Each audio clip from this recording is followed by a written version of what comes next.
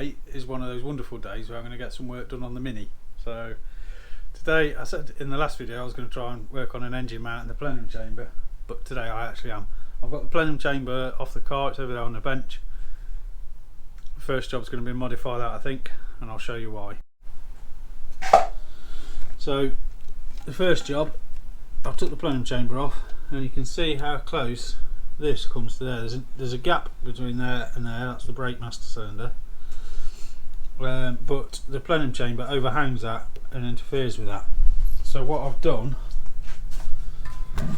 on this chamber, I've marked out a section there and there, and I'm going to cut it along here and cut that section out and just bring that in a little bit to relieve it so it fits better.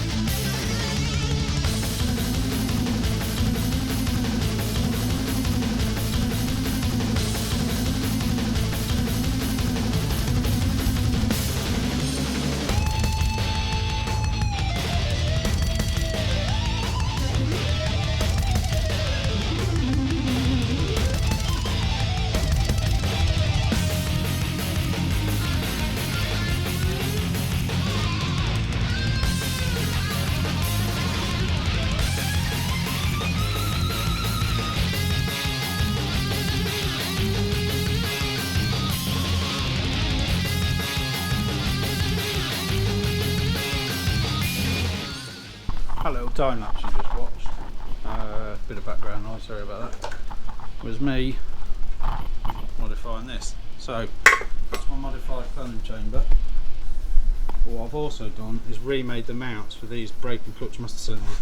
So all I've done is made a little standoff. I've welded a nut for the imperial thread that goes on the pedal box there, a tube, and then welded a thread on coming out the top so the master cylinders can sit on top of those. So that means that I can mount this on there with the original engine mount on this side that I talked about altering before, and that gives plenty of space between the brake and clutch master cylinders for that. Perfect. So then what I've moved on to now is I've connected a pipe, see that copper pipe, to the clutch master cylinder, run that round there behind the header tank, down that brace bar, and it's connected to the rubber hose there. So I've connected a brake pipe to the brake master cylinder there, run around to, it's off an MGB, it's not a T-piece, it's a 4-way. So there's one going down to the back of the car, one side to go that way, one side to go that way. So what I've just been working on is making this prototype cardboard bracket to hold the clutch and brake fluid reservoirs. So that, I've got a rib nut in the bulkhead there where that ECU plug goes in, so what I'll do is fit that there and put another rib nut further down for the other end of the plug, and I'll make this out of 2mm steel, and that can sit there with the two reservoirs, and rubber hoses will run across the back onto there. So that's a good little bit of progress I've made today, I think. I'm going to call it a day now, it's getting on, and I've got to go and pick James up from work, so that'll do for now. So in this video we'll come back next time, and next bit of footage you see hopefully will be me cutting out that bracket and getting that fabbed up. I just need to drill another hole in the bulkhead in the right place. Today is the following weekend from the last little bit you watched, so I'll show you what I managed to get done in the week, not as much as I'd hoped, and then we'll get stuck into doing a little bit more perhaps. I'll show you a little bracket I made. So earlier on in the week I had a little bit of time, so I made this bracket here to hold the clutch and brake fluid reservoirs. It just bolts on behind that plug there. Obviously it'll need painting, but it's galvanised, so I made that, which is good. So now today we're going to work on the alternator mount, which at the moment looks like this. So I'm going to cut that off because it's not quite in the right position, and then I'm going to offer it up. It bolts, the plate bolts onto there, the alternator is going to sit here, and then we can work out the belt and whatnot. So that's going to be today. That's a little bit of time lapse again of what I'm doing with this, and then we'll move on to trying to mount it on the car and welding it all up. Been busy without videoing again. I'll show you what I've done. So I made this assembly. This is to mount the alternator.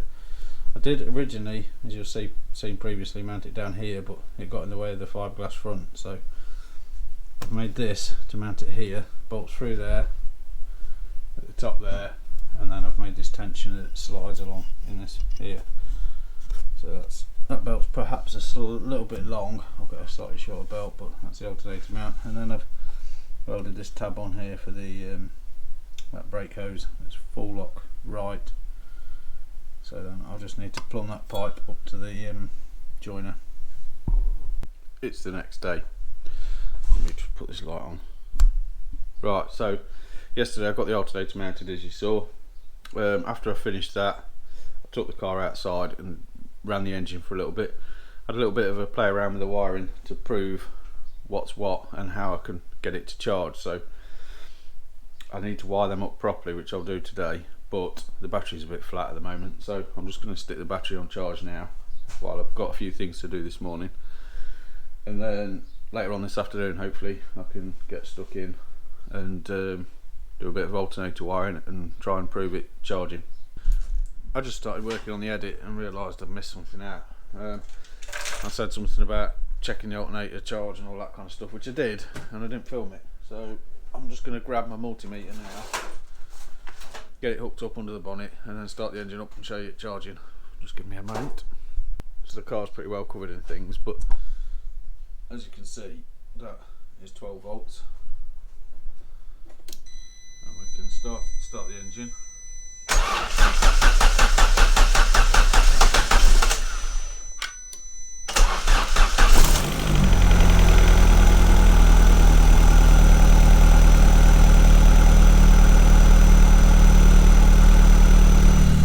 Charging nicely.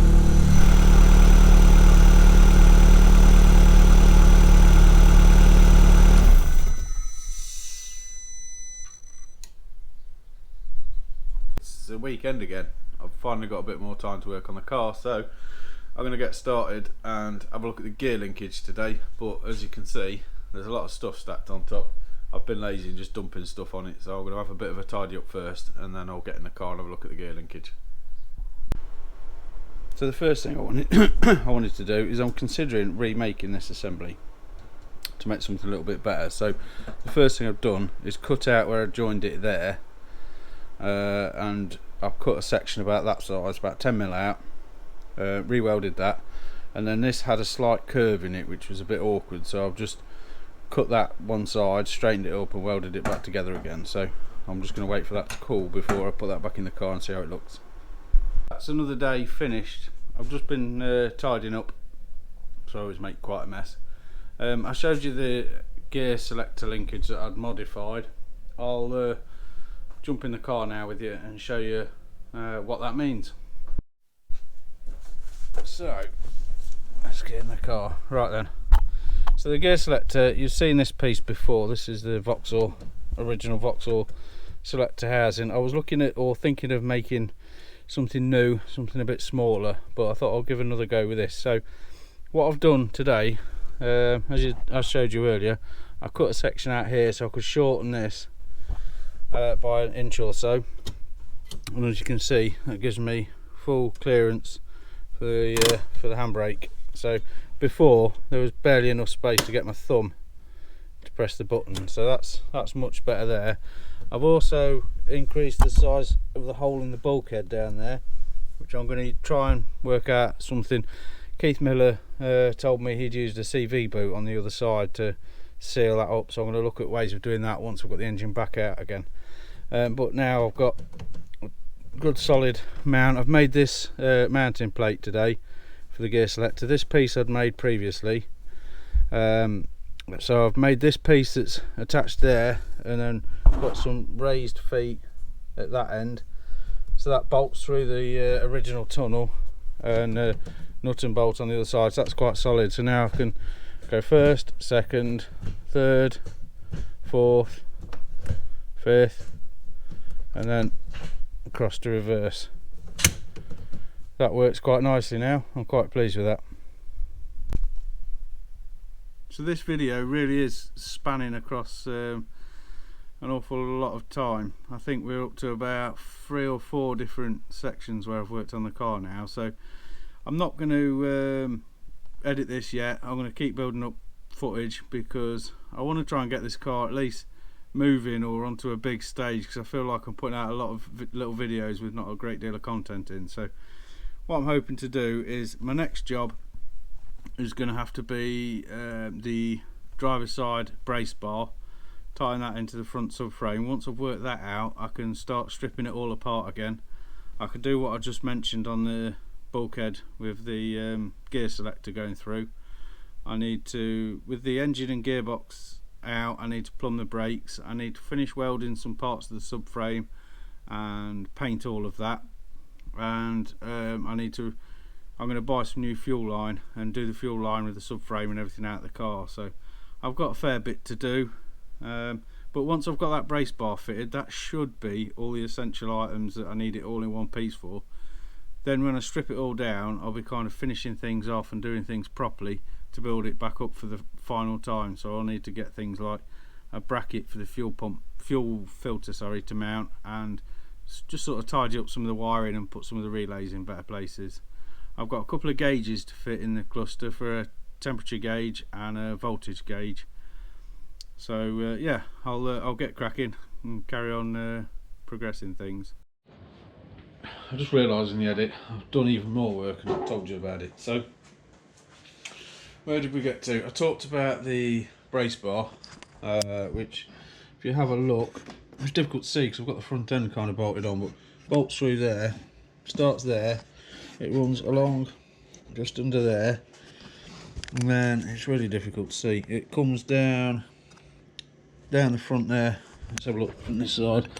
You can see it comes down, needs finishing. There's a couple of bits that need welding. It's kind of tacked together, but it comes down between the engine and the alternator. So that's another job ticked off. So I'm going to get a little bit done today. I couldn't wire up an alternator light because of the way the alternator I've used works. So I'm just going to install a voltage gauge. So if I can see that drop, then I know the alternator is not charging. So today I'm going to wire up my volt gauge and the coolant temperature gauge I've got. So I've replaced the sensor that came in this adapter with this one. So I've got to run, this is the wire that goes to the coolant temp gauge. That's going to go onto there. I'm going to run another wire from there onto an earth point somewhere. And then inside the car I've just got to wire up the ignition live and whatnot for that. And for the voltage gauge, that's just a ignition live negative to earth. So then once those are done, I just need to pull it all apart then and finish off welding bits and pieces like that brace bar and the subframe, and there's a few other bits and pieces. The exhaust manifold needs a little bit more attention. I've got a little bit of cutting away to do on the fiberglass front because it's actually touching the exhaust manifold. I'll probably then heat wrap the exhaust manifold just to protect the fiberglass a bit. Yeah, and then I can put it back together and hopefully drive it in the next month or so. We shall see. We shall see. So I'll give you an update later on today. So another couple of weeks have passed and I've got a little bit more done, so I'll show you.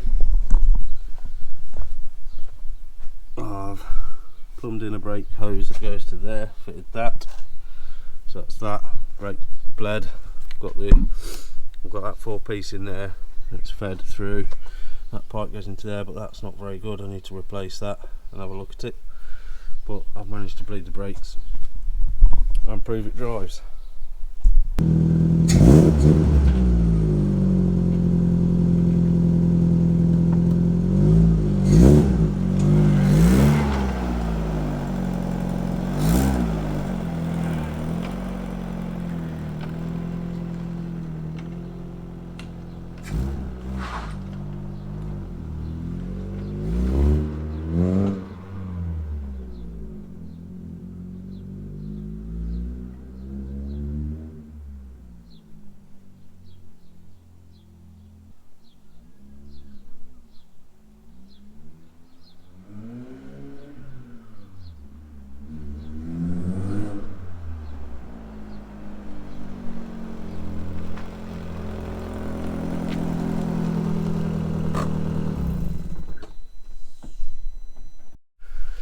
I think that's it for this one.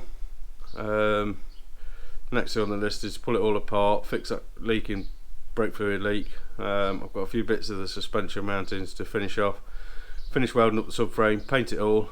I'm going to change the fuel lines too, and it's all assemble it all again and drive it and enjoy it. So finally getting there. Thanks for watching. I'll see you again next time.